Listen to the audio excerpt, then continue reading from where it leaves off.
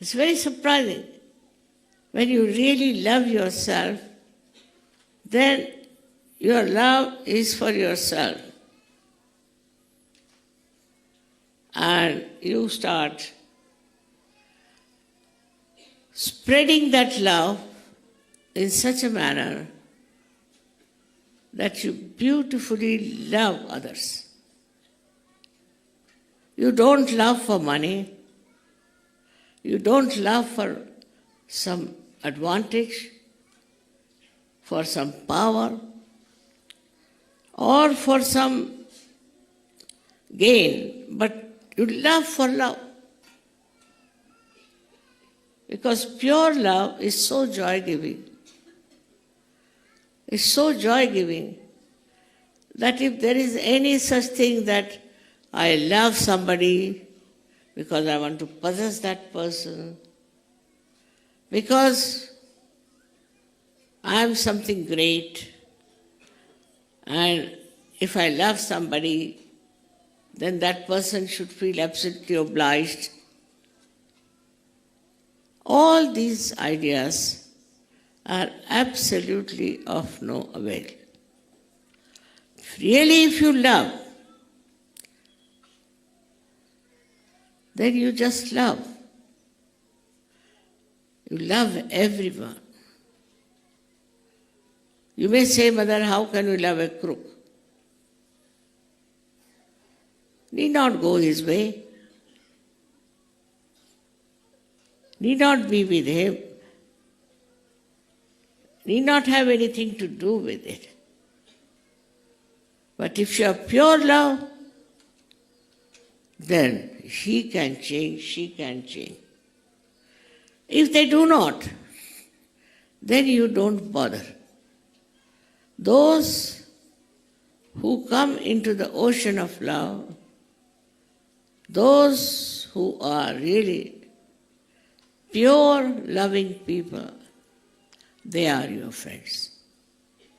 They are the ones who are needed on this earth. Not the people who are crooks, who cheat you, who try to dominate you. They are not the ones needed. What we need are the people who are completely drenched into the purity of love.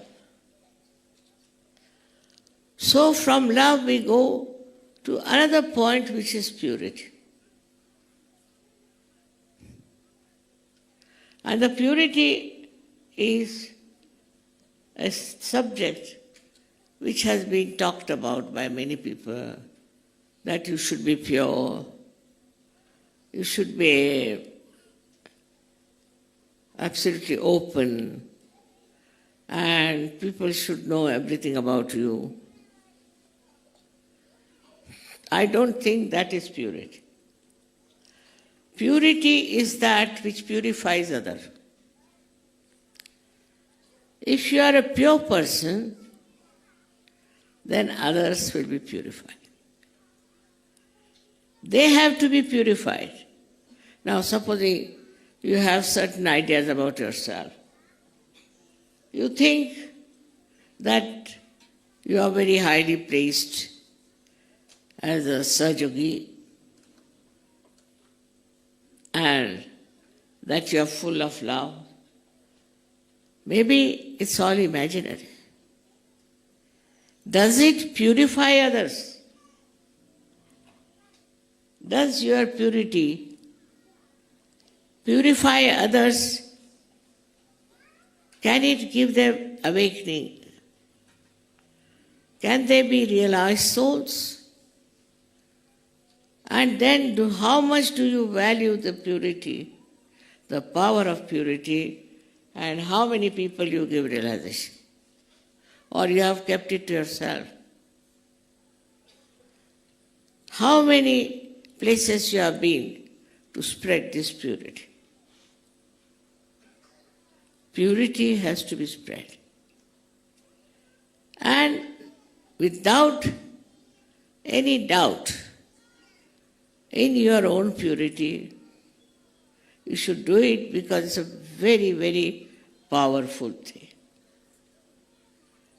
Purity is very powerful. It may not act on one or two persons, doesn't matter.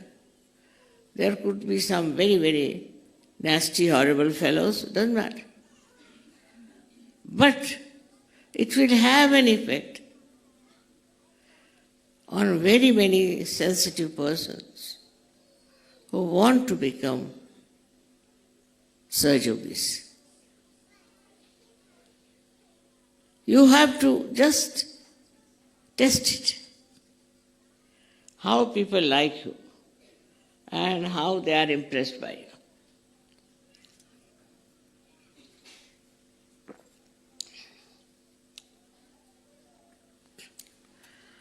The Param Chaitanya, this all-pervading power of divine love, flows through you because you are pure. If you are impure, then it will stop at different chakras. It won't work. So purity of temperament, purity of love. What does that mean? That you love somebody because that person has got spirituality. You love that person because there is purity.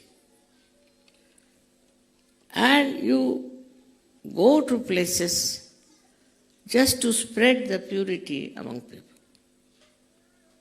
A pure person will never create a problem. It's the impure person who every day can start with this problem or that problem and that. So the character of a yogi is to worship the purity of your own and the purity of others. It's true that we have to face ourselves every day. It's true we have to correct ourselves every day. It's true that we have to separate ourselves from ourselves to see how far we have done, how far we have gone. What are we doing? What have we done? So the difference between the ancient times Guru and modern times Guru is that the ancient time Gurus didn't care if they gave realizations to people. It was not their style, most of them. Only they cared for themselves nicely sitting down somewhere in the Himalayas, away from all the madding crowd and enjoying themselves. But you must share this enjoyment. I think that is the sign of a good Guru. The one who cannot share, only looks after his own pleasures, or looks after his own ashram, you can call it, or looks after his own family, looks after maybe some disciples he has. Attention has to be for the whole world. In Sahaja Yoga now, it has reached such a stage that you have to worry about the complete humanity. It's not only you or few Sahajogis or many more Sahajogis, but all over the world, whatever is the problem, you people have to solve it. But first get out of your own little problems. I get letters from people, especially women, saying their husband is like that and husband does that and children are suffering and all that. Now you are a guru. Means you are such a highly electrified person with spirituality. Why should you worry about all these nonsensical things?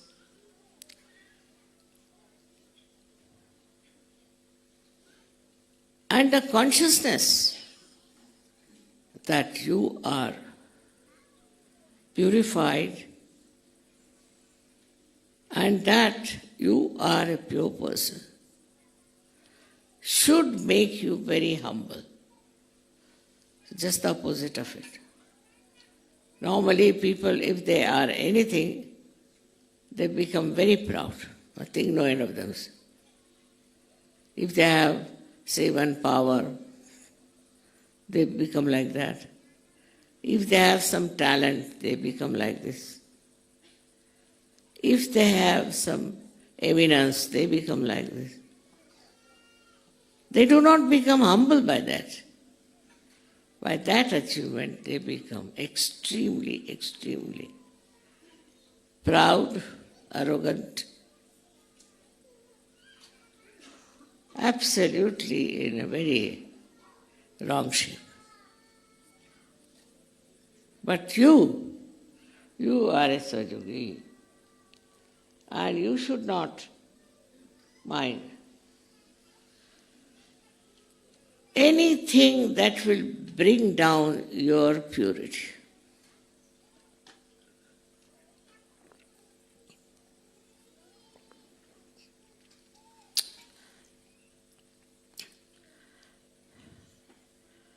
So, you can call yourself as gurus if you want to. I need not say that you are a guru. But you have to, first of all, make yourself your disciple. Must look after yourself first.